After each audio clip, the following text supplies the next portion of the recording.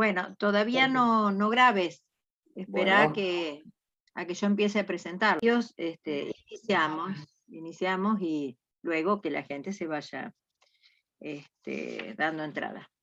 Bueno, hoy contamos con la segunda invitada a este ciclo de escrituras, literaturas e inmigración, y vamos a contar con la palabra de la doctora Fernanda Elisa Bravo Herrera, que es investigadora adjunta del CONICET, con sede en el Instituto de Literatura Argentina Ricardo Rojas de la Universidad de Buenos Aires. Es doctora en literatura comparada y traducción de textos literarios, magíster en conservación y gestión de bienes culturales, magíster en literatura comparada por la Università degli Studi di Siena. Es licenciada en letras por la Universidad Nacional de Salta. Ha realizado una diplomatura una diplomatura en universitaria en lengua y cultura italiana por la Universidad del Salvador. Ha obtenido el premio de la Academia Argentina de Letras y mención de honor de la Facultad de Humanidades de la Universidad Nacional de Salta por su promedio como egresada en letras. Recibió becas de investigación y estudio del Consejo de Investigaciones de la Universidad Nacional de Salta, de la Regione Toscana, del gobierno italiano, de la provincia de Siena y del CONICET. Trabajó en las Facultades de Letras de Siena y anexos de la Universidad de Siena como docente de literatura hispanoamericana, literatura española, cultura hispanoamericana y lengua española. Fue cultrice o experta de lengua española en la Universidad degli Studi di Siena y colabora y es experta lingüística también para la Universidad de Siena. Ha publicado el Fondo de Mercedes de Tierras y Solares, del Archivo y Biblioteca Histórica de Salta en 2010, Sátira política y representaciones de género en la prensa de Salta a fines del siglo XIX, también en el 2010, Parodias y reescrituras de tradiciones literarias y culturales en Leopoldo Lugones, por Corregidor 2015, por Marechal, Leopoldo Marechal. Huellas y recorridos de una utopía, la inmigración italiana en la Argentina, en el 2015, por Editorial Teseo, por el cual recibió el Premio Internazionale Ennio Flaiano de 2016. La cultura italiana en el mundo, en la 15ª edición de Italianística. Este último libro ha sido traducido al italiano en el marco del programa SUR, de apoyo a las traducciones del Ministerio de Relaciones Exteriores, Comercio Internacional y Culto de la República Argentina, con el título Tracce e itinerari de una utopía, la emigración italiana en Argentina, del 2020, en la colección Quaderni sulle migrazioni de la editorial Cosmo y Annone, y actualmente estudia las representaciones discursivas de la inmigración italiana en la Argentina. Bueno, gracias Fernanda por aceptar nuestra invitación. Va a ser una alegría y un honor escuchar tu charla, y bueno, te dejo la palabra. Bueno, muchísimas gracias Adriana y Silvia por la invitación. Como siempre es un placer colaborar con ustedes, encontrarnos aunque sea virtualmente, y bueno, esperar que el próximo encuentro sea en la ciudad de Santa Fe, que es una hermosa ciudad, en la Universidad Nacional del Litoral, que es una casa de estudios que es verdaderamente de excelencia, y que bueno, y que siempre apoya todas las iniciativas de Adriana. Y bueno, gracias a quienes están presentes, a los estudiantes, en fin, a Julio, Valeria, agradezco bueno, la participación. Tengo la exposición armada, estructurada en un PowerPoint que presenta algunas de las palabras claves, de las ideas claves de la exposición, y que bueno, y que después para quien quiera estará a disposición. Paso a compartir la pantalla. ¿Se ve bien? Sí, perfecto. Perfecto. Vamos a ver si puedo hacerlo desde el principio. Ahí está.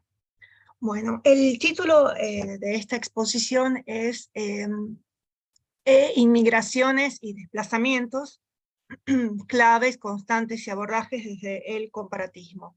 Entonces, la palabra clave de esta exposición es la primera. Y ante todo me gustaría hacer una narración de cuál ha sido el recorrido que me llevó a inventar, a acuñar este neologismo. Parto de la propuesta de Umberto Eco en su libro que ya, bueno, que ya tiene varios años, pero que siempre considero actual por las ideas que propone, cuando señala que una tesis, es decir, una investigación, no, por lo tanto, una investigación en general, dice, significa divertirse, y que la tesis, es decir, la investigación es como el cerdo, en ella todo tiene provecho. Es decir, hay que saber aprovechar la investigación y todo lo que de ella pueda derivar. Cuando comencé a pensar las problemáticas que se presentaban en los relatos, en las cuestiones vinculadas con los procesos migratorios, notaba que ciertos conceptos no lograban describir en un único lexema unas realidades que eran complejas y que presentaban inclusive contradicciones en su mismo seno.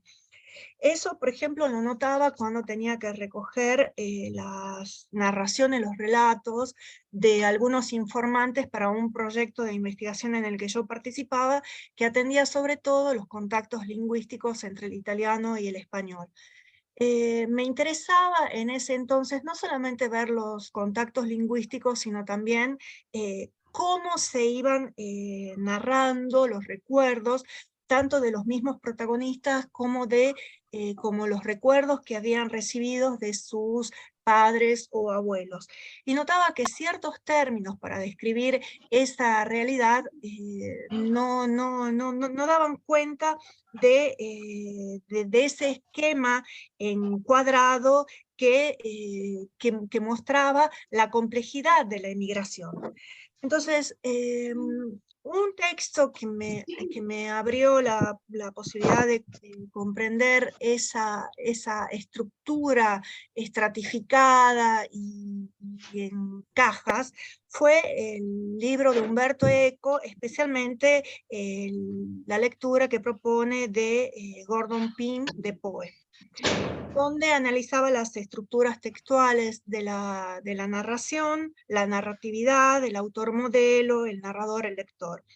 Esto veía que estaba funcionando en el relato que recogía de los testimonios de los inmigrantes y de los hijos, y comencé a pensar cuál podría ser una categoría que permita ver justamente ese carácter intrageneracional, la perdurabilidad del proceso más allá de la concretización histórica del mismo fenómeno emigratorio, y la construcción discursiva vinculada con las tensiones espaciales y temporales e identitarias. Es decir, tratar de ver en un concepto, en un lexema, las complejidades y las contradicciones que se presentaban entre un aquí y un allá, un ahora, un antes, un nosotros, un ellos.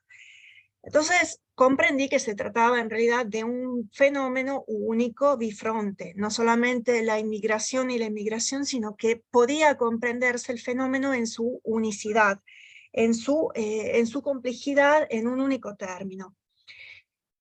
Un texto que me permitió también comprender esta realidad fue uno que no incluía aquí en el PowerPoint, que es el de la sociocrítica de Edmund Cross, en donde reconoce la existencia de núcleos semánticos duros que se encuentran constantes. Entonces veía que esto era justamente lo que podía también determinar, más allá de las diferencias entre las distintas discursividades, la presencia de ciertas constantes como claves de interpretación que permitieron la construcción de este concepto.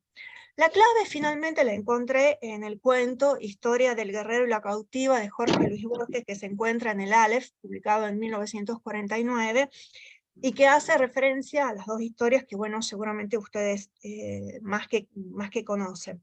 Entonces, aquí en este cuento habla Borges, sí, de dos protagonistas, el guerrero y la cautiva, pero en realidad son dos tipos genéricos, o sea, no son dos individuos, sino una tradición hecha memoria y hecha también olvido, como también es una constante lo que propone Borges en su narrativa, en su poética. Otro concepto clave que encontré en este cuento fue el de traición, concebida ya no como tal, como justamente un engaño o una traición en el sentido, sino como una conversión, es decir, la posibilidad de una transformación identitaria en el contacto intercultural. Entonces, aquí lo que comprendí en este cuento fue la centralidad de los desplazamientos y de los contactos culturales y cómo en el encuentro de una cultura con otra o se puede optar por una persistencia o por un abandono de la propia. Por ejemplo, otra cuestión que aparece en el cuento de Jorge Luis Borges es la historia de la cautiva que se encuentra con una mujer, la abuela de Borges, inglesa, con la cual trata de reconocerse en la diferencia. Entonces, dice en ese pasaje, dice, quizá mi abuela entonces pudo percibir en la otra mujer, también arrebatada y transformada por este continente implacable, un espejo monstruoso de su destino. Y finaliza este cuento Borges diciendo, ¿acaso las historias que he referido son una sola historia? El anverso y el reverso de esta moneda son para Dios iguales. Entonces, bueno, estaba en este cuento justamente la clave de este concepto que traté de acuñar, de proponer, en fin, que en donde la identidad se reconoce como un proceso tanto de identificación como de alteridad y de una inevitable reversibilidad, es decir, que no hay una linealidad y que justamente en estos procesos culturales, entre los cuales se encuentra fenómeno de la inmigración, necesariamente su carácter es poliédrico y complejo. Entonces, otra novela que me llevó a pensar los fenómenos migratorios en cuanto a inmigración fue la novela de Antonio Dalmacetto, La tierra incomparable, publicada en 1994. En esos años recién había salido. Estaba en esta novela, como saben, está el tema del regreso, que es también una constante dentro de lo que es la relectura de los mitos de Eneida, de Eneas que cargan quises, del regreso, también del peso de lo que se lleva, que ir implica una sustracción y regresar debería ser una forma de compensación, pero que en esta novela aparentemente no lo es. Entonces, era clave en esta novela la anécdota del momento en el que Ágata pide a la nieta que le dibuje el mapa o el plano de su pueblo natal, porque teme perder esa memoria en el momento del regreso. Entonces,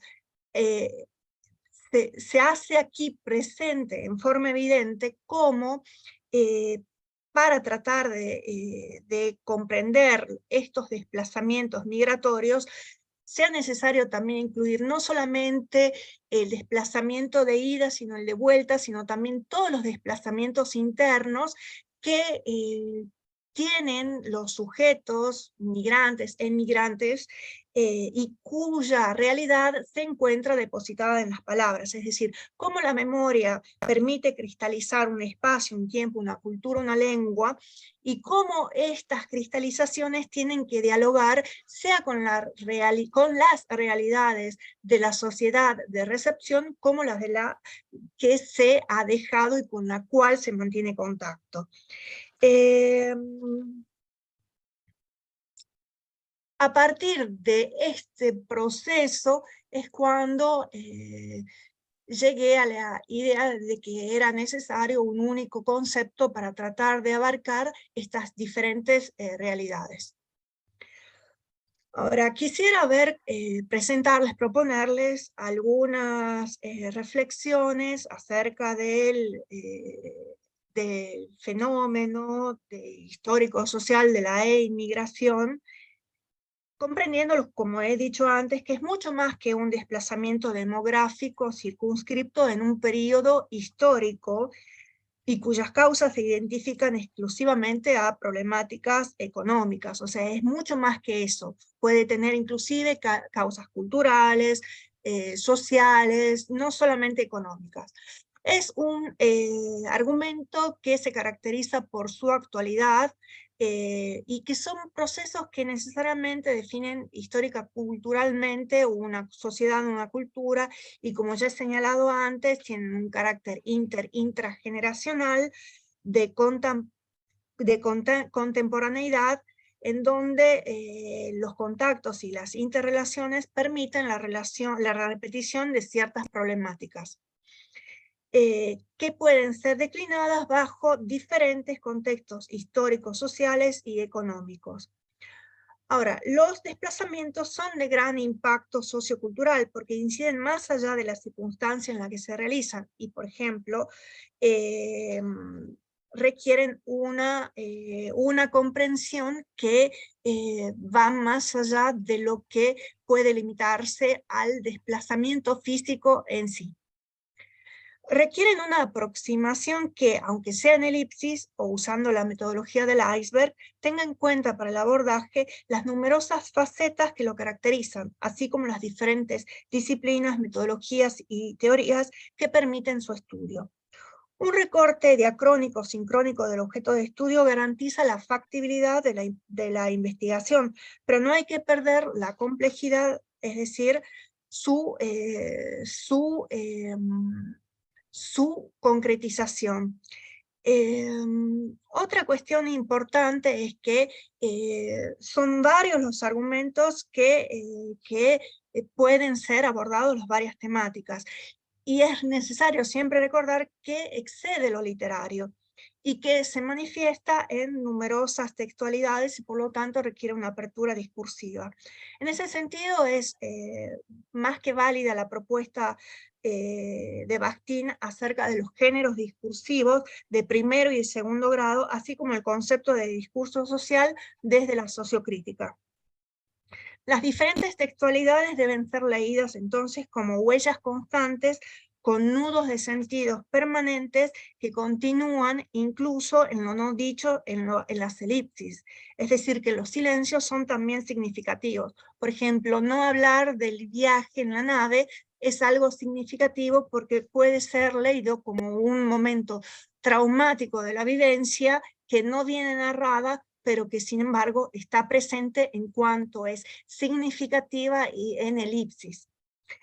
Es también operativo, como ya lo he señalado, la sociocrítica, específicamente aquí en el concepto de genotexto, que fue acuñado por Edmund Cross desde la sociocrítica montpelleriana.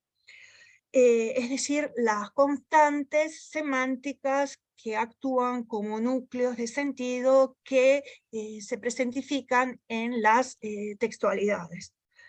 Algunas de estas pueden ser cuestiones como el desplazamiento, el viaje, la identidad, la alteridad, los espacios, los proyectos políticos, la nación o el Estado-nación, utopía, distopía, la memoria, la familia, el trabajo, el exilio, el desarraigo. Ahora, repito la cuestión del silencio porque es importante, porque si bien, por ejemplo, ejemplo, la cuestión de un desarraigo en algún aspecto puede no ser narrada, pero puede significar el índice de un malestar, la remoción de un trauma, o bien la resolución de un conflicto, o bien la acentuación de otras problemáticas, o bien puede implicar una negación o aceptación. Ahora, me interesa en relación con lo anterior, ver, por ejemplo, en el caso de la literatura italiana, cómo ha actuado frente a la cuestión migratoria. En relación, por ejemplo, si consideramos la cuestión de la remoción. Antonio Gramsci, en Cuaderni del Carcere, decía que había un desinterés por parte de los literatos hacia las cuestiones vinculadas con la inmigración. Pero no solamente el desinterés de los intelectuales italianos era debido a la emigración en sí, sino al desinterés que dirigían hacia todas las condiciones de los trabajadores antes del momento de emigrar.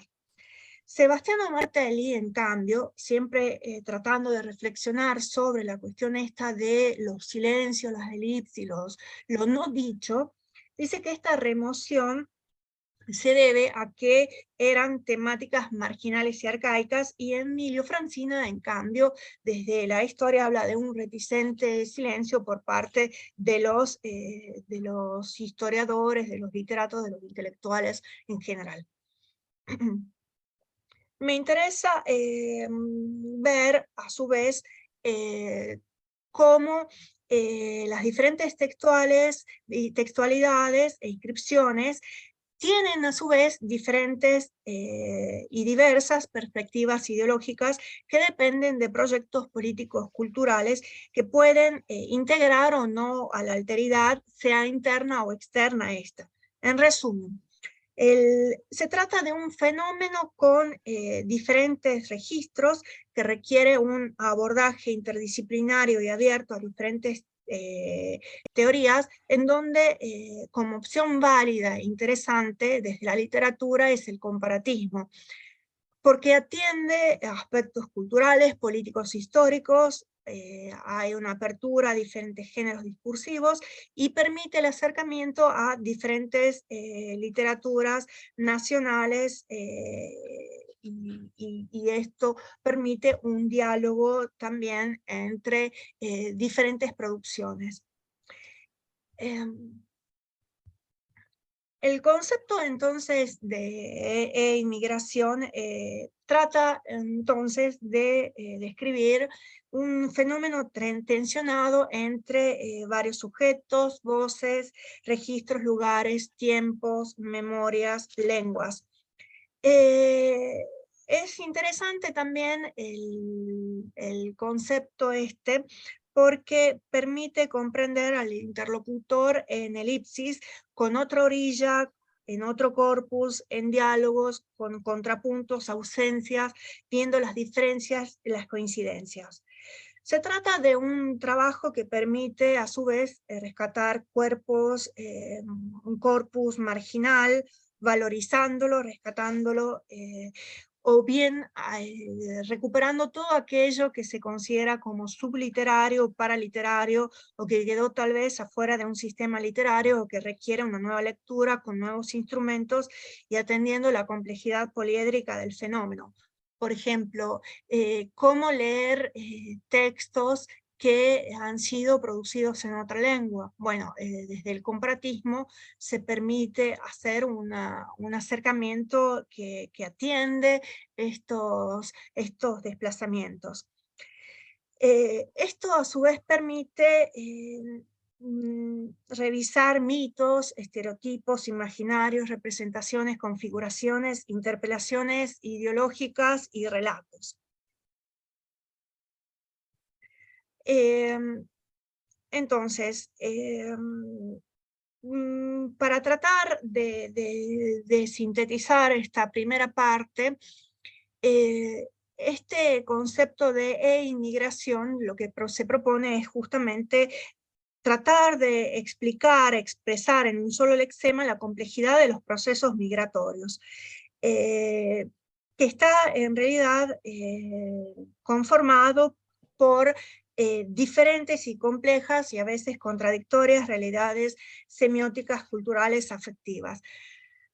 Es un carácter, insisto, es un fenómeno que tiene un factor intrageneracional, cuya perdurabilidad va más allá de su concretización histórica y se caracteriza por una estratificación discursiva sociocultural, ya que no solamente se desarrolla o se desarrolló en diferentes etapas históricas, por ejemplo, si consideramos la emigración italiana, las tres olas, la correspondiente al siglo XIX hasta la Primera Guerra Mundial, la que siguió a la Primera Guerra Mundial hasta antes de la Segunda Guerra Mundial, y después la tercera, la que siguió a la Segunda Guerra Mundial, sino que pueden desarrollarse en una misma familia. Por ejemplo, pensemos, el padre que parte, la familia que queda con los hijos en la tierra de origen, luego emigran. Los procesos de integración entonces son diferentes, y la narración, la discursivización, la vivencia de este proceso es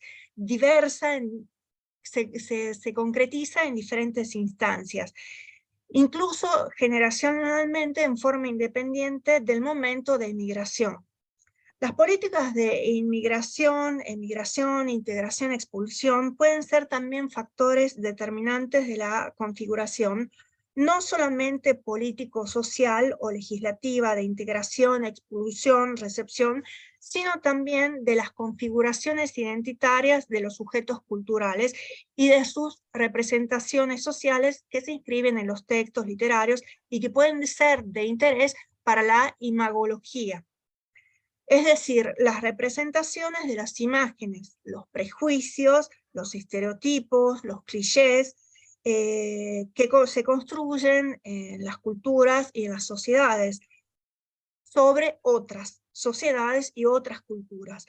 Este tipo de investigación, que forma parte de la literatura comprada de los comparatismos, permite no solo ver, digamos, permítanme este juego de lenguajes, ver la visión de un escritor sobre la propia cultura y la cultura otra, sino principalmente el valor ideológico y político que el autor comparte con un discurso social, sea hegemónico o marginal. Imagen que es no solo una representación del otro, sino fundamentalmente un espejo que revela el propio rostro, un proyecto político, una historia sociocultural. Puede aquí interesar en cuanto concepción determinista de los caracteres nacionales, que de cualquier forma esta concepción ya ha sido en cierta forma superada, en algunos casos respondía a un corte eurocentrista, en fin, dependía de la escuela de Esquigran. Bueno, no me quiero detener en eso mucho, que indicaba esta concepción una relación de causa-efecto, o bien atender los factores sociológicos e históricos. Es importante la concepción de comunidad imaginaria que fue acuñada por Benedict Anderson, así como de las relaciones entre nación y narración de Homi Bhabha, para comprender en relación con las emigraciones el concepto de nación en cuanto comunidad imaginaria que se piensa, se vive y se imagina a través de los discursos. Es decir, la comunidad de los emigrantes puede pensarse como justamente una comunidad imaginaria con una cristalización de elementos, factores constantes, con los cuales se identifican y que pueden ser discursivizados, es decir, narrados. En dicho proceso de imaginar la propia comunidad y la comunidad de los otros se inscribe un proceso dialéctico de construcción de identidades, es decir, la constitución de una identidad en relación con otro, siempre pensada como un proceso dialógico y diferenciador que juega con lo interno y con lo externo. En tal sentido puede hablarse de autoimágenes y heteroimágenes. Es importante, o sea, autoimágenes las que se construye la propia comunidad sobre sí misma o el propio sujeto sobre sí mismo, y las heteroimágenes sobre las imágenes que se construyen sobre los otros. Pero es importante, sin embargo, no caer en esquematismos o estructuralismos o estructurar demasiado estos conceptos, pues las las heteroimágenes positivas pueden ser a su vez absorbidas como autoimágenes, especialmente en los procesos de integración en las inmigraciones. Por ejemplo, una comunidad inmigrante ve que en la comunidad que la recibe hay un valor positivo, lo pueden asumir como propio. O bien ver la construcción de heteroimágenes positivas o negativas en la propia estructura de autoimágenes, que es algo usual. Por ejemplo, nosotros no somos los mismos o no nos vemos los mismos como cuando éramos pequeños, sea porque pasan los años o las vivencias, las experiencias nos dicen, bueno, ¿cómo he pensado, cómo hice esto? Bueno, en ese cómo hice esto, podría haber hecho lo otro, hay un reconocimiento de una heteroimagen, o sea, de una alteridad, o yo no hubiera hecho esto. Bueno, esto también pasa en los procesos de inmigración. Por ejemplo, cuando el inmigrante que regresa ve la alteridad en su propia identidad o ve que aquello que recordaba no es lo que ahora se le presenta ante sus ojos cuando realiza el viaje de regreso. Entonces, este concepto permite ver en un sujeto estas tensiones. Por ejemplo, quien regresa reconoce la alteridad de los lugares propios y la cristalización de los mismos en su memoria, olvido, a través de la nostalgia. Quienes lo reciben reconocen su diversidad, incluso lingüística, porque la lengua se ha modificado. Es central también el concepto de identidad, pero identidad no como algo fijo y definitivo, sino como un proceso que requiere un trabajo de identificación, de construcción de una alteridad, en una reversibilidad, en una no linealidad, y un reconocimiento de una mismidad, es decir, de una continuidad, de un núcleo duro de reconocimiento más allá de las transformaciones. Es interesante, les quiero proponer aquí la paradoja de la nave de Teseo porque permite comprender algunas cuestiones vinculadas con el proceso de inmigración. Este es un concepto presente en Heráclito y Platón. Bueno, no se puede pasar dos veces por el mismo río, ¿no?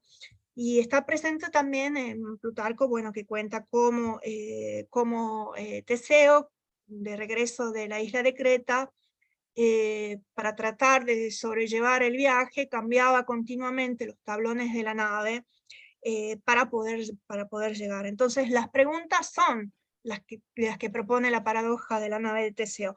¿El barco que regresaba es el mismo que el que zarpó o era otro? Justamente por el cambio de esos tablones. ¿Estaríamos presencia de un mismo barco si se hubieran reemplazado todas o casi todas las partes? Todas estas cuestiones las pensemos en el proceso de inmigración. ¿Cuánto cambian los desplazamientos, una identidad, una memoria?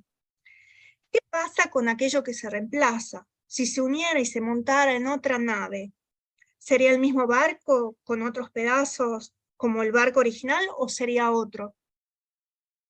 Y en ese caso, ¿cuál sería la nave original de Teseo? ¿La que se construyó con los restos y otros pedazos, o la que se quedó con algunos pedazos pero que se construyó con otros tablones?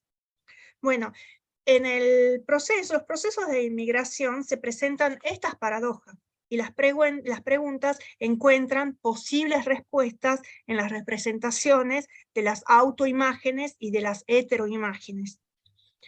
Quiero igual insistir en que cuando se habla de identidad se trata de un proceso y muchas veces está asentado en mitos, tradiciones, mitificaciones, y que hay un proceso complejo de continuidad que requiere perseveración para sostener una mismidad que sin embargo se encuentra continuamente asediada por una alteridad no solamente externa sino también interna.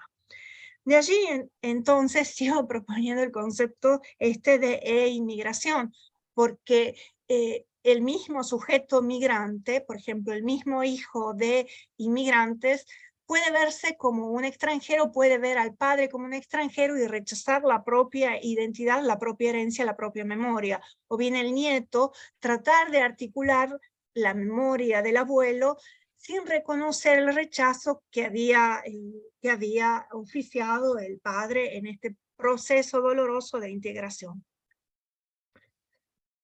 Me interesa esta propuesta de Mempo Giardinelli, del País de las Maravillas, los argentinos en el fin de milenio, donde dice: inmigración y exilio y, en general, todo fenómeno de transterración son parte insoslayable de la cultura argentina y latinoamericana. Inmigrantes, exiliados, transterrados, por voluntad o por fuerza, todos alguna vez perdimos un país, una cultura, un sueño, una utopía. De esas pérdidas se nutrió y se sigue nutriendo la literatura argentina. Bueno, es interesante ver esta presentación de lo que es la literatura argentina en relación con la pérdida, con el exilio, con las migraciones. Y bueno, yo agregaría también otra cuestión que puede servir para abordar las problemáticas vinculadas con los procesos o con el fenómeno migratorio, la cuestión del viaje, es decir, los discursos odopóricos que tratan o que se ocupan de la instancia específica del viaje y que presentan tanto el viaje en cuanto encuentro con una cultura a otra, si se desarrolla como un viaje de intelectuales, de aventureros, de personas que relatan su viaje, o bien como el mismo viaje relatado por los inmigrantes.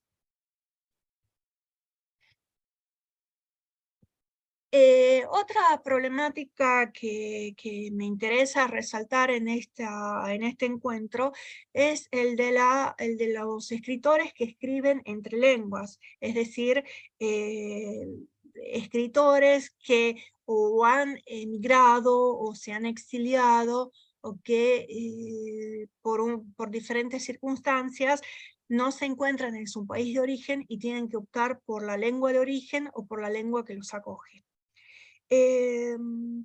La elección de una lengua para un escritor no es un acto, una acción automática, sino que es un gesto que implica un posicionamiento, una forma de significar el gesto fundacional de su escritura, de su relación con tradiciones literarias y culturales, de su ideología o perspectiva del mundo, de sí mismo y de los otros, de su lugar crítico en la historia. Es decir, una lengua es una forma de organizar, expresar, decir el mundo y apropiarse de ella dándole continuidad, sobre todo en el ámbito de lo que es la llamada creación literaria. Y en ese caso significa una elección tanto positiva como negativa. Es decir, es positiva en cuanto en la escritura, en la producción, se da vida, se da presencia, se renueva tanto una lengua como una compleja red de relaciones, tradiciones y miradas del mundo explícitas e implícitas que se inscriben en una producción, en una lengua, a una forma de decir el mundo. Es una forma entonces de reafirmar una pertenencia, o en el caso contrario, de renunciar, abandonar una lengua. Y en ese caso implica un distanciamiento que puede deberse a diferentes circunstancias profundas, personales, o con una dimensión histórico-social que han determinado esta elección. Estas elecciones pueden tener causas y circunstancias que pueden ser traumáticas o no, y que pueden, por ejemplo, responder a necesidades expresivas e identitarias, desde la pertenencia a un campo intelectual, a una comunidad más o menos amplia, por ejemplo. Principalmente lo que impulsa una elección es la voluntad de expresar y expresarse el mundo más complejo, en una forma más completa, con un modo cierto y auténtico, tanto afirmándolo como negándolo. Estas selecciones se producen en circunstancias en las cuales se realiza un contacto cultural, sea por desplazamiento físico, por ejemplo, como he señalado antes, en situaciones de exilio o migraciones, que determinan también un proceso complejo de reflexión sobre la identidad, la alteridad, la mismidad, la extrañeidad, sobre la proyección de la subjetividad y la construcción del sujeto cultural, comprendido, repito, como una instancia del discurso ocupada por un yo, en la cual emerge una subjetividad que sin embargo describe un sujeto colectivo en un proceso de sumisión ideológica. En este caso, la elección de una lengua puede implicar un gesto de resistencia o de reafirmación identitaria. Por ejemplo, si tomamos un escritor en condición de migrante, escribir en su lengua materna es escribir también en forma implícita, elíptica, sobre su mundo de origen, aun cuando la comunidad en la que escribe, vive y se desarrolla, su cotidianidad sea otra. Inclusive aun cuando la temática de lo cual escribe no sea aquella referida a su tierra de origen, pero en realidad está buscando, como interlocutores, como lectores, a aquellos que pertenecen a ese espacio sociocultural. Entonces, esta elección, repito, implica un posicionamiento en una lengua necesariamente vinculada con una memoria, con un pasado, con la distancia, que está, sin embargo, factible a cristalizaciones y a idealizaciones, y con el deseo. Es decir, en cuanto hay una persistencia lingüística, hay nostalgia, hay una reafirmación de una identidad, pero también hay, sobre todo, una tensión que implica un regreso, en este caso lingüístico.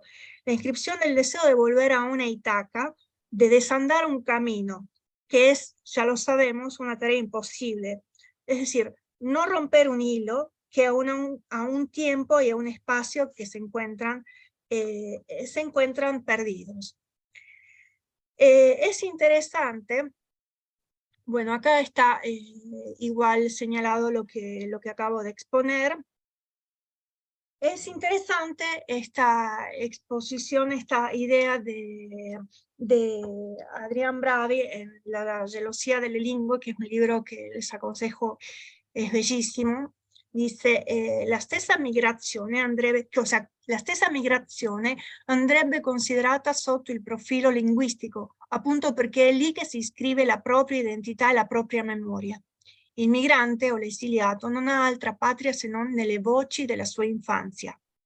Potrà rifarsi una nuova vita in un altro paese, ma la sua memoria e il suo passato resteranno chiusi tra quelle voci. La importancia entonces de la lengua como un signo de afirmación, ¿no? Tengo aquí otra cita de Leda Schiavo, que dice, escribir en la lengua de uno, en el país del otro, es signo de afirmación o de locura, de amor o de odio, de soledad o solidaridad, de regodeo o indiferencia, de atrevimiento o cobardía, de fijación en el pasado o deseo de porvenir, de ardiente fe o nihilismo. En este caso, aparte de las problemáticas vinculadas con los desplazamientos, las migraciones y los exilios, hay que preguntarse cómo se plantean las situaciones de bilingüismo, el desdoblamiento lingüístico que puede producirse, la circulación de los textos, de la obra, de la producción. O sea, circula en el contexto de producción, hay posteriormente o en forma simultánea traducciones, autotraducciones. ¿Circula fuera de la comunidad en otro espacio o hay una comunidad dentro de la comunidad en donde es posible la circulación, recepción de esa producción? Otra cuestión a preguntarse y que tiene que ver también con, por ejemplo, si recordamos los diarios de las comunidades de inmigrantes. Se escribían en italiano, por ejemplo, o en francés o en alemán. Porque había una comunidad que las leía, que las recibía y que necesitaba no cortar con ese hilo. Pero entonces, en este proceso de integración, cabe preguntarse, ¿por qué se produce esa insistencia en escribir en otro idioma? Es el propio idioma, la propia lengua, pero el contexto se inscribe en la alteridad. Es otra lengua, con una marca clara a otra cultura, a otra extranjeridad. Es decir, ¿por qué elegir la extranjeridad, la diferencia, evitando así la integración? ¿Por qué cuesta, por ejemplo, en algunos escritores, por qué no se abandona una lengua? ¿Por qué no se adapta a la lengua que rodea, que forma parte de la cotidianeidad, de las circunstancias, en última instancia la determina? Y en lo práctico, ¿por qué se renuncia a una carrera, a un lugar en la sociedad, en la tradición, en la cultura, negando, esquivando una lengua? ¿Puede haber temor? ¿O bien hay fantasmas personales, hay resistencias de qué tipo, miedo al otro idioma, condición de subalternidad? puede ser que la segunda lengua se perciba como extraña y ajena. No es solo por cuestiones que tienen que ver estrictamente con las competencias lingüísticas o con el manejo de un segundo código con una dimensión bilingüe. Pensamos el caso de Silvia Poletti, que adoptó el español como lengua, o pensemos el caso de Adrián Bravi, que abandonó el español y adoptó el italiano. En ese caso, retomando el cuento de Jorge Luis Borges, ¿se puede hablar de traición? No, no se puede hablar de traición. Se llega a un pacto. Y, por ejemplo, si tomamos la historia de Silvia Poletti, que adopta el español, y la de Adrián Bravi, que adapta el italiano, son, como diría Borges, son dos caras de la misma moneda.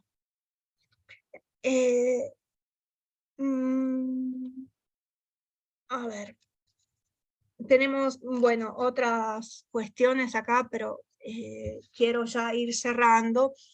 Y me interesa esta cita de Adrián Bravi, porque la lengua, en este caso la adopción de otra lengua que vendría a ser también una lengua de familia, lengua de la memoria, se concibe como una lengua de salvación, ya que no se pierde el pasado, sino que se lo recupera, y que en cierta forma, en esa adopción de una otra lengua, hay una devolución a la propia tierra, y hay una construcción de la propia tierra en la tierra de otro, un refuerzo de mitos, un refuerzo de una propia identidad, de una propia forma de pertenencia y de reconocimiento, que lleva justamente a pensar que no necesariamente hay que elegir una lengua, en este caso, para adoptar una identidad, sino que a veces en ese entrecruzamiento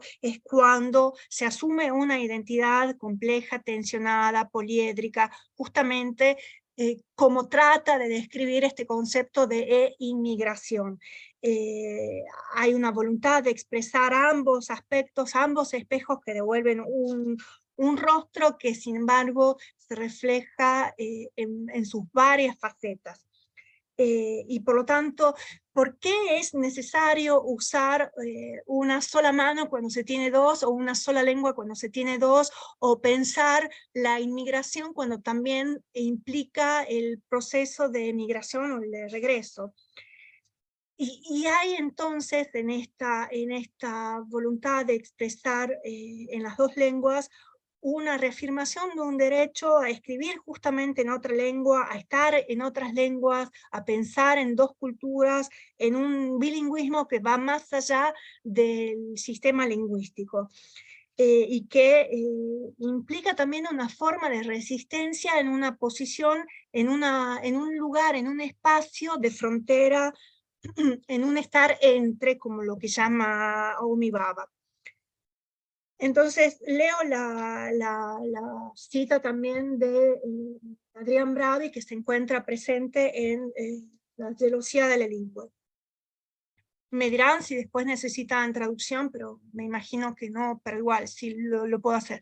Ora qui in Italia sento di aver recuperato la lingua paterna della mia famiglia, senza però aver perso la maternità dello spagnolo argentino. Dunque, parlo e scrivo l'italiano, ma sullo sfondo di una lingua nascosta che ancora mi suggerisce parole e toni che appartengono alla mia infanzia. Eppure, mi sento di non avere una lingua mia, una lingua senza tormenti, senza insicurezze. Ovunque vada, sono uno straniero che deve rovistare tra le parole, e se non trova quella giusta, deve cercare nei bailam delle perifrasi. Accade così che per gli argentini ho un accento spiccatamente italiano, e per gli italiani ho un accento spiccatamente argentino. Y bueno, creo que aquí en esta frase, en esta descripción, en esta narración de una identidad poliédrica, multiforme, multicultural, está explicado perfectamente lo que es la inmigración y el potencial riquísimo que se puede leer, interpretar desde el comparatismo, atendiendo justamente los contactos culturales, los encuentros, las contradicciones, los procesos dialécticos que se van presentando. Y continúo con Adrián Bravi.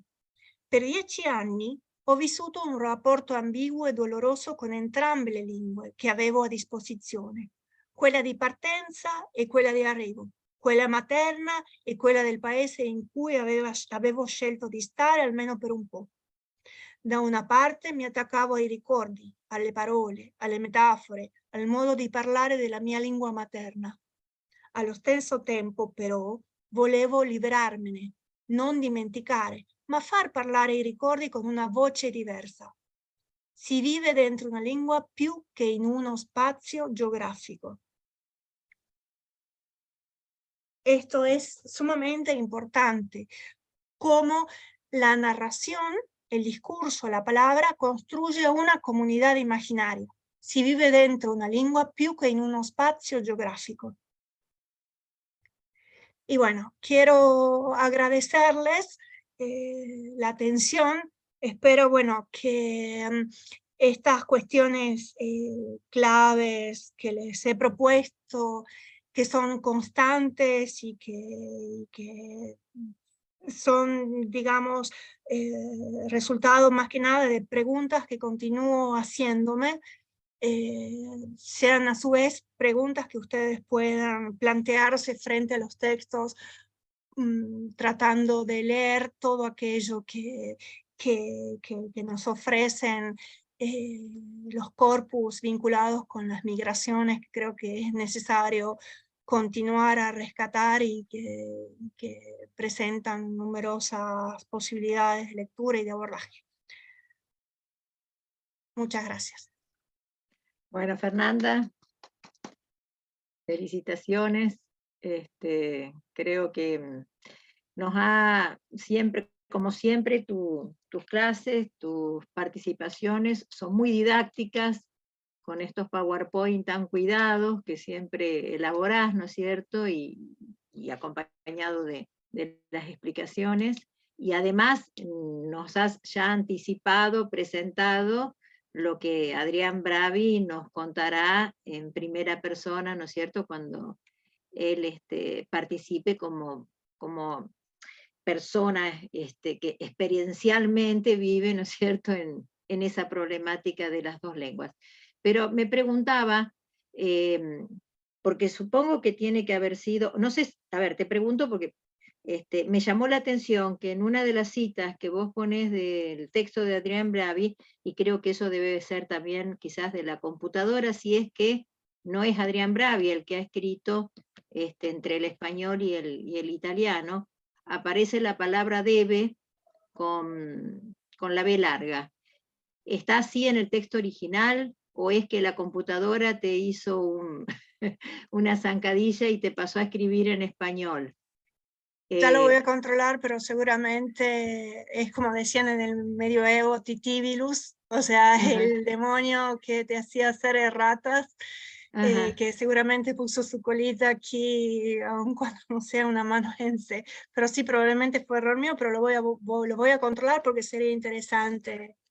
No, ver porque si hay pensé que yo no tengo el texto de Adrián en italiano y me lo gustaría voy a poder tenerlo, pero digo, me puse a pensar si no es tan bien que vos como investigadora, siendo argentina y viviendo en Italia, estás también sufriendo estos mismos procesos, no solamente el escritor lo sufre, ¿no es cierto?, sino también el que está generando también una palabra creativa desde la investigación, también tiene, ¿no es cierto?, esta danza, ¿no es cierto?, un poco quizás traumática entre las lenguas que te toca a vos incursionar y en este caso habitar, ¿no?, que es el español y el italiano. ¿Cómo lo sentís vos como investigadora? Sí, lo vivo así como lo describe Adrián Bravi. Y por eso lo admiro tanto como escritor. Y por eso lo he citado, porque creo que él lo dice mejor que yo. Pero independientemente de esto, sí, yo igualmente en un momento dado, cuando estaba haciendo el doctorado, etcétera, Que vos lo vivía la hiciste en cuestión. Siena. Lo hice en Siena, doctorado, etcétera, todo lo hice, o sea, todo lo que es de posgrado lo hice en Siena. Y sí vivía la cuestión del desarraigo tal vez mucho más fuerte, porque inclusive en esos años no había tantos medios como ahora para sentirse conectados. O sea, era llamar una vez por teléfono a mis padres, la semana en una cabina telefónica. Entonces verdaderamente se sentía el desarraigo más, y pensaba en el desarraigo que habían vivido mis nonos maternos cuando partieron y sabían que no iban a regresar. En cambio, yo tenía la posibilidad de regresar una vez al año, y luego sucesivamente pude regresar y ir y volver también en función de mi investigación varias veces al año, y lograr, digamos, encontrar un espacio que me permitiera entrecruzar las vivencias personales con lo que investigaba. Y eso es increíble porque lo he notado desde, aún en forma inconsciente, apenas, inclusive antes de recibirme, que mi línea de investigación iba a ser esa. Porque si bien estaba haciendo la tesis sobre Marechal, estaba colaborando en proyectos de investigación vinculados con la inmigración con Fulvia Lisi. Colaboraba en el Centro Toscano ocupándome de la catalogación del inventariado de los libros del Centro Toscano en Salta. Y después, bueno, el proyecto de investigación con el que llegué a Italia era sobre la inmigración italiana. Y al final terminé dándome cuenta que había una relación necesaria, como el huevo y la gallina, que no podría explicar por dónde empieza, pero tal vez empieza por lo afectivo, pero tiene un alto componente intelectual, que en mi voluntad de realizar toda esta investigación hay también una necesidad personal también de explicar las vivencias familiares de mis nonos, de mi madre, de mis tíos, que yo he absorbido en una forma muy profunda, muy sentida, muy fuerte, inclusive podría decirlo más que mis primos, y que no encuentro algunas respuestas en los relatos familiares, y que trato de descubrirlo en la investigación, en lo que leo. Justamente por eso yo hablaba de los silencios, de la elipsis, porque en realidad es el trabajo que yo estoy haciendo, tratar de reconstruir también una forma de hacer una metagénesis, una metagenealogía, si me permiten, también investigando la cuestión de la migración. Y el hecho de sentirme, de pertenecer a dos culturas, y de no pertenecer completamente a una, al principio yo lo veía como un desgarro, porque me molestaba cuando iba a Salta y veía que me ponían precios de turistas para comer una empanada, o que en Italia cuando llegaba enseguida se reconocían que no era italiana. Y en realidad es una riqueza. Estar entre dos orillas es como lo que vos decís, Adriana, de la mirada estrásbica, ¿no? O sea, poder mirar allá y acá y pertenecer a dos culturas y tratar de estar bien en una cultura y en otra, y sin embargo saber el desgarro. Y yo creo que, bueno, que culturalmente está esa cuestión personal, y después está toda la cuestión de la investigación, que trata de resolver estas cuestiones, pero que sin embargo no deja de escapar de la pasión que despiertan estas cuestiones, y que implican también todo lo intelectual. No sé si he dado una explicación, me he enredado más, pero bueno, espero que sea eso No, lo no, te que hice, me preguntabas. claro, te hice la pregunta o el disparador, digamos, porque también es interesante que los alumnos escuchen cómo se construyen los recorridos intelectuales, ¿no es cierto? Vos hiciste una preciosa presentación de cómo fuiste llegando a determinados léxicos o neologismos teóricos, ¿no es cierto?, a partir de todas esas lecturas que son lecturas comparadas. Pero también, por qué se eligen determinados corpus, determinados recorridos, ¿no es cierto? Y los alumnos es importante que vean, que no solamente para un escritor, para un investigador también pueden ser traumáticos y al mismo tiempo muy motivadores y muy enriquecedores. Yo te Te hago otra cuento, pregunta más y Adriana, perdóname, yo tengo sí. pocos recuerdos de mi nono materno y tantos recuerdos eh, de mi nona materna. Pero no me han hablado de la inmigración, no me han hablado de cuando han llegado a Argentina, y sí me hablaban muchas cosas, y mi mamá también me contaba muchas cosas del pueblo natal. Entonces muchas veces yo me encuentro, me observo leyendo relatos y leyendo cuestiones, por ejemplo, de la Primera Guerra Mundial, o caminando por el pueblo de mis abuelos, estoy buscando las huellas de ellos y hago una especie de diálogo silencioso con ellos. Por eso yo hablaba del fenómeno de la inmigración como un fenómeno intrageneracional que no termina en el 1924 cuando mis abuelos emigraron. Y estoy Claro, pensando en novelas también como las de Mempo Giardinelli, en fin, como todas las que hemos leído sobre la inmigración. claro, claro. Sí, tantas que siguen emergiendo, ¿no es cierto? Como Sí, nos relató, nos mostró Susana en el encuentro anterior, que exacto. siguen siendo fuertes desde la acá, quizás no tanto en Italia, pero acá Sí. siguen apareciendo voces que necesitan reconstruir ese camino que fue silenciado durante muchas décadas, ¿no? De alguna manera, voluntariamente quizás silenciado por los historiadores y por los inmigrantes porque no tenían la capacidad para transmitirlo o porque querían olvidarlo. La otra pregunta que quería hacerte tiene que ver más con cuestiones disciplinares. Vos pusiste que una manera de abordar estos contenidos tienen como dos caminos, el comparatismo o los estudios culturales. Yo tengo una mirada un poco crítica hacia los estudios culturales porque han tenido siempre una fuerte tendenciosidad a incluir lo ideológico en la lectura de los textos. ¿Qué recuperás vos de los estudios culturales?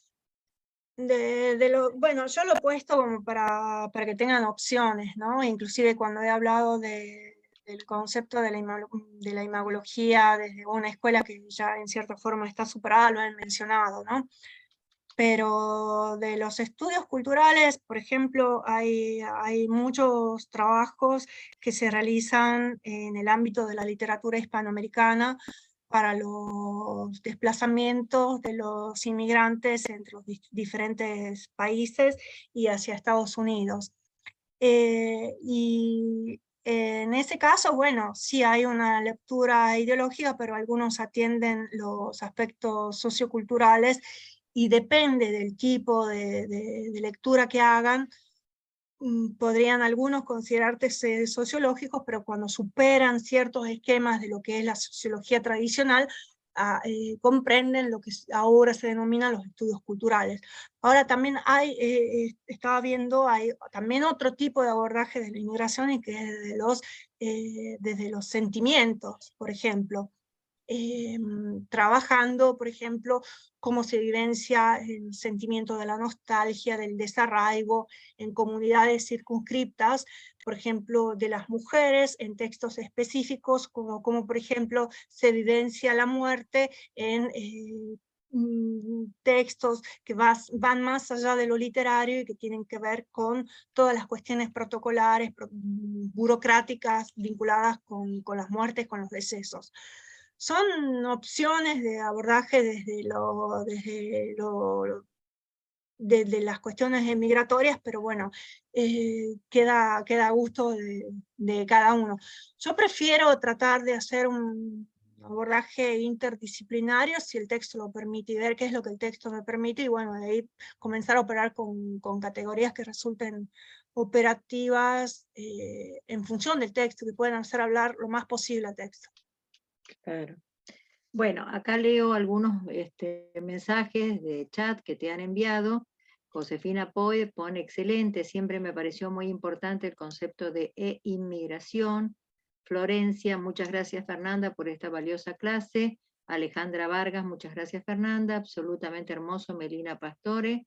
Y Max, que no sé quién es, pero bueno, escribe muy interesante. Me siento identificada por ser hija de inmigrantes italianos.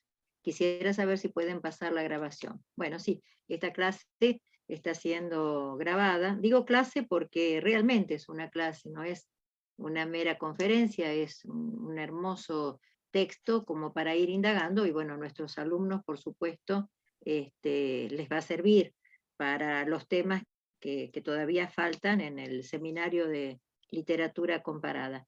No sé si alguno de los presentes quieren hacer algún comentario, alguna pregunta a Fernanda, antes de despedirla.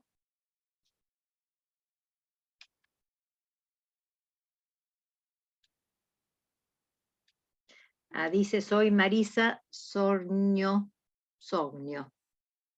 ¿De dónde sos, Marisa? Max, ¿estás allí?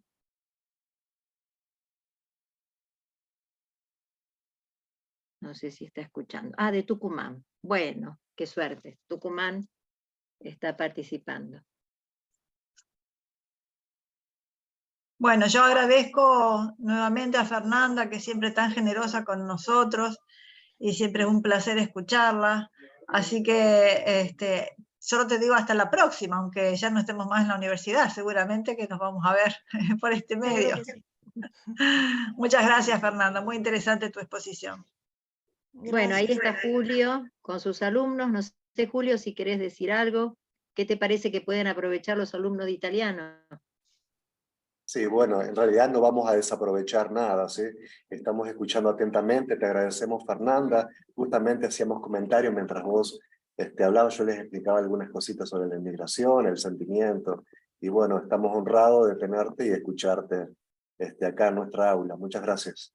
Muchas gracias a ustedes. Si tienen alguna cuestión, me pueden escribir, estaban los correos ahí. Y bueno, quedo a disposición. De nuevo, muchísimas gracias Adriana, Silvia, y gracias a ustedes por participar. Y bueno, nada, seguimos estudiando, investigando, pensando, siempre pensando bien con el corazón también, ¿no? Claro. Valeria, ¿querías decir algo?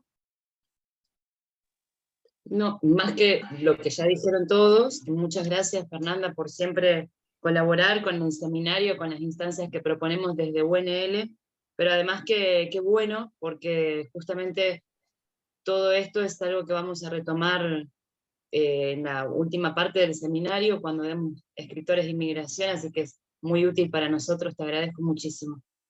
Gracias a vos, Valeria. Bueno, acá también hay otro mensaje de Yamira Lurachi de la Asociación Italiana de San Jerónimo Norte. También están acá presentes escuchas de la Pampa Gringa, así que es siempre un placer poder ayudar ahora que estas tecnologías nos condicionan, pero al mismo tiempo nos permiten que estando tan lejos físicamente, sin embargo, podamos estar tan cerca, escuchándonos, viéndonos, al menos a través de la pantalla, y pudiendo difundir todo esto, ¿no?